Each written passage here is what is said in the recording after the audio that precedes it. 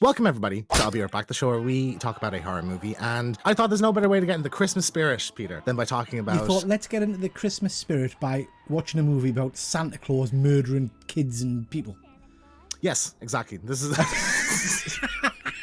Happy Christmas. Yeah. That's exactly what I thought. Yeah, it's very festive, I feel. It is. It is. Yeah. So Silent Night, Deadly Night. So I have always known about this movie, but I've never actually seen it. I remember being a kid in like the video store, seeing that kind of iconic poster of like the arm coming out of the chimney with that bloody axe. So I've always been familiar with it. It's not really what I was expecting, to be honest. I've never even heard of it. I've no recollection of ever hearing of it, and I've never seen the poster that you mentioned. It was completely new to me. I went in totally blind. Sorry, that's a lie. That's a lie. I watched the trailer first on Sky, and the trailer wasn't a trailer, it was a scene in the orphanage, and I thought, dear Lord in heaven, what the hell is this? Because it looked shit. And what did you think of the actual movie? I fucking loved it. Yeah.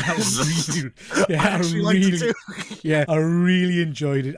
As is standard for this show, I watched it with my wife and we both thoroughly enjoyed it. And I don't know if that's because yes, it's got horror elements in it, but it didn't feel like a slasher horror, if that makes sense. You know, we start off with this, well, first off, we had this kind of opening title sequence with this really hammy 80s slasher music, and I'm like, okay, here we go. You know, this is going to be exactly like a Halloween Friday the 13th. Then we get the scene in the car, and I'm like, okay, this is the origin. So this is like our little 5-minute scene of who the killer is, and then we get the final girl and go through her journey. And no, he's the main character of the movie, and like the first half of the movie is the origin, is why he's doing it. And I think that's really unique for a movie at this time in horror to do something like that. Absolutely. And I thought, you know, that build-up was brilliant. I loved the visit to the insane asylum. I loved the grandad. I thought he was superb. That was, you can feel it coming, but also like, why is he doing that? Why is he just pretending he's... It's just genuinely creepy. I had in my head convinced that there was going to be a car accident and the kid would end up orphaned and hating Christmas. But then we get this bloody horrific scene with the Santa guy, and I don't know what you're like, James, but I'm slightly sad we'll never see him again. I was hoping we'd see him get his comeuppance in some way or shape. I didn't actually even look into whether that comes up in the sequels. I would imagine that's somewhere you'd want to go. It doesn't.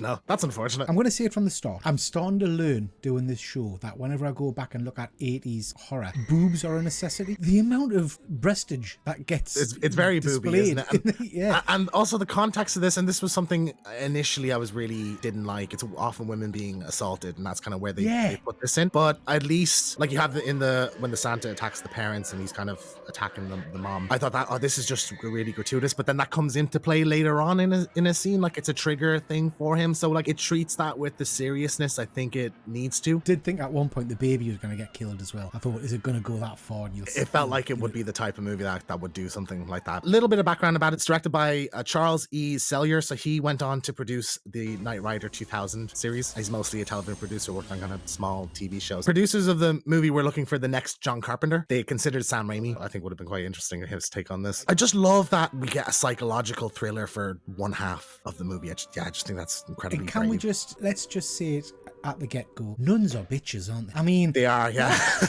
horrible people. Do you know what I mean? Who thought of putting them in charge of orphanages? Because they're always depicted as being vile, horrible women. On to Billy. I've always known that design of the Santa suit with the mask pulled down, and I've never liked it until I'd watched the movie. I'd always thought, why not just have him be full Santa? It's Killer Santa. But I actually think in the movie it works really well. Like, it's the illusion of Santa being broken. You know, kids would still think that's Santa, but you know, looking at it, it's not. It's kind of uncomfortable to look at in a weird way, so I think it's actually really clever. I think it would have probably looked a bit silly long term into the movie if he had the beard on, you know. I thought he was phenomenal. I have to say, he played the Norman Bates-esque psycho very, very well. I thought I felt his pain, if that makes sense, when he was having the flashbacks and stuff. Yeah, I thought he was phenomenal, and I loved the costume. I loved the idea of the Santa kind of going mental and going crazy. He does kind of ruin it a bit with, and I'm sure this wasn't the actor's choice, to shout like punish and naughty every time he swings. Loved it. I didn't.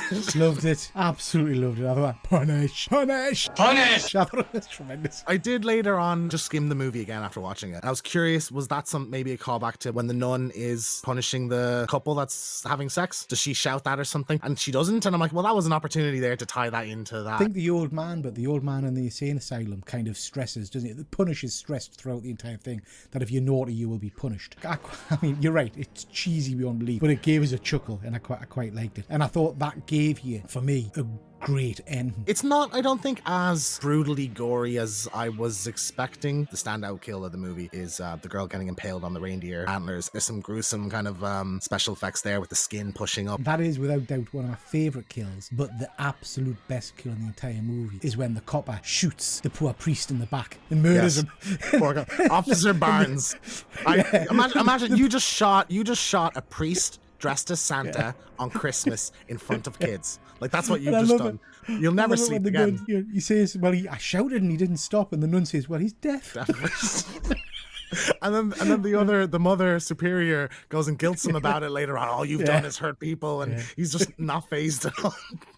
The only thing with the kills I noticed, and you're right, there are some great kills, I think, but I got quite surprised at the very first kill, the sleazy kind of worker in the back. All of a sudden, the guy seems to have superhuman power because he lifts him well off the ground by that bit of wire or whatever it is with one hand. And it was like, where's that come from? Well, they make a point earlier that he's a strapping young man, you know, when but I kind of thought, is he meant to be a supernatural killer at this point? Because up till then it had been quite realistic. They're going for that Michael Myers thing. He's just like abnormally strong. I don't think there's supposed to be that much thought into it. I really love the sleigh going down. I was just waiting for it to happen as well when they're in the sleighs going down the hill. I'm like 100% an axe is coming out and beheading somebody, and sure enough, and I thought that was great. Did you notice that some of the gorier shots of the movie are like lower definition? So that's reinserted stuff from the unrated version that they couldn't like clean up as well. So that's really interesting you're saying that, because I watched it on Sky, I think, and there were a couple of scenes, particularly in the toy store, where it just suddenly went incredibly grainy and low definition, and it was like quite jarring. And I didn't know if that was just my copy or if that was... That's just stuff that was in the unrated cut reinserted back into the movie. It took me aside because I was watching it on Shudder and I was like, this shouldn't be like this. What's going on here? I love the scene with the little girl where he goes over to her and he's like, have you been naughty this year? And she's like, no. And he pulls the knife out of his thing and then he gives it to her. I just thought that was brilliantly played. My heart was beating. It really did feel like he might genuinely just kill the little girl. Yeah, no, I love that. The bloodied standing knife. I think had he used the standing knife to stick in someone's stomach earlier on, I thought he was opening them up. You know, it was pretty brutal. My little geek heart leapt every time we were in the toy store and I saw the original kind of shelves full of Star Wars figures. There was a Castle Grayskull there. It was lovely seeing those old vintage toys. Yeah, it's cool. A little snapshot of time. A little bit of trivia about the movie, Peter. It opened on the same week as A Nightmare on Elm Street and briefly outgrossed it by around $161,000 since the film was played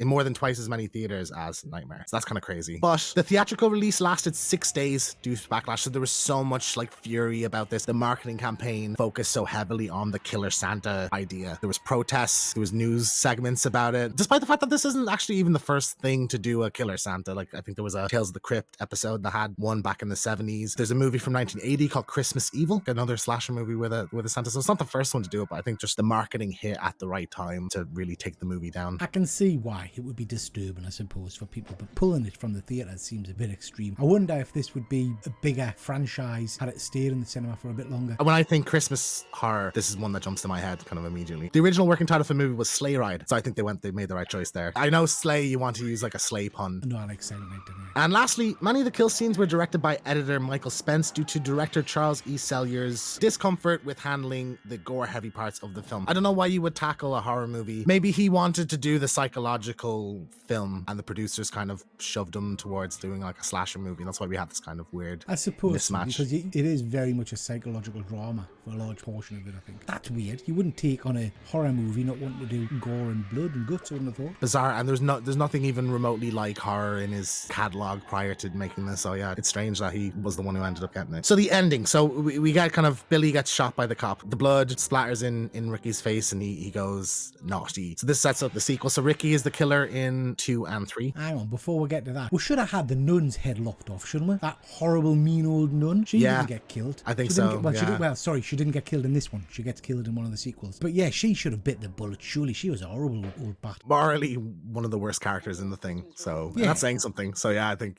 she definitely deserved. She definitely deserved it more than the girl that got attacked. She got killed, and I don't think that was fair. Exactly. And I love that scene at the start. You know, showing compassion of the church, I guess, where the kids watched his entire family be slaughtered by Santa Claus. So our treatment is I'll force him onto Santa Claus's lap. That'll cure him. That'll fix him. Where's this coming from? It's exposure mental. therapy, isn't it? Jesus, yeah. He punches the guy in the face. That's great.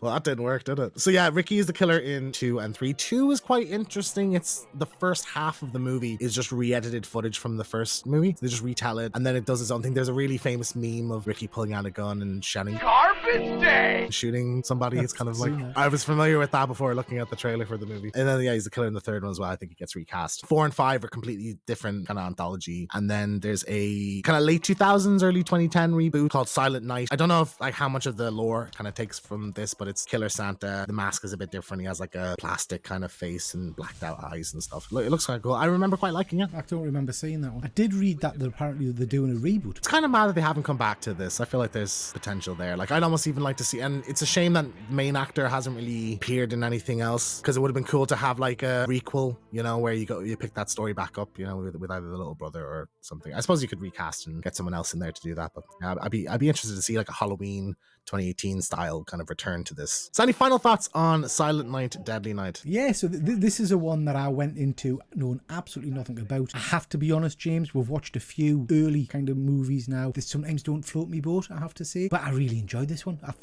It kept us entertained throughout the entire thing. I thought some of the kills for the time were really, really well done. The antlers was superb, and I thought there were some really good performances in it. I bought him as a deranged psycho, you know, he did a very good job of acting like a psychopath. Overall, for me, this was a total surprise. Really enjoyed it. I absolutely loved it. I think it's very unique among 80s slashers. I like the kind of slow pace of it and the build up, and I think the payoff is great. The actual slasher sequences are really fun in it. There's a lot of 80s hokiness in it, which I quite enjoyed as well. But like, you know, everything, the music and the performances and everything was fantastic. It's better than I was expecting and did a lot of things I wasn't expecting, and I really have to give it props for that. It's a very brave movie for the time. So yeah, I really enjoyed it. I know it just goes downhill from here in this franchise, so I don't know will I go on and watch anymore. I read about them on Wikipedia. They didn't sing to us, put it that way. Overall, you know, if you're looking for a good festive horror movie, this is a good choice. You know, get some cheese in there. Also, it's better than Willy's Wonderland. Oh, yeah, I'm going to give you that.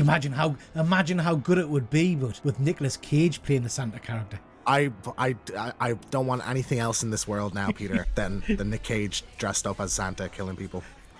Yes, please. And that's I'll be right back on Silent Night, Deadly Night. Thank you so much for watching. Don't forget to check out the channel where we do one good scare live every second Friday, and we'll be right back next time with 15 years ago, on Christmas Eve, his family became his victims. What have you done?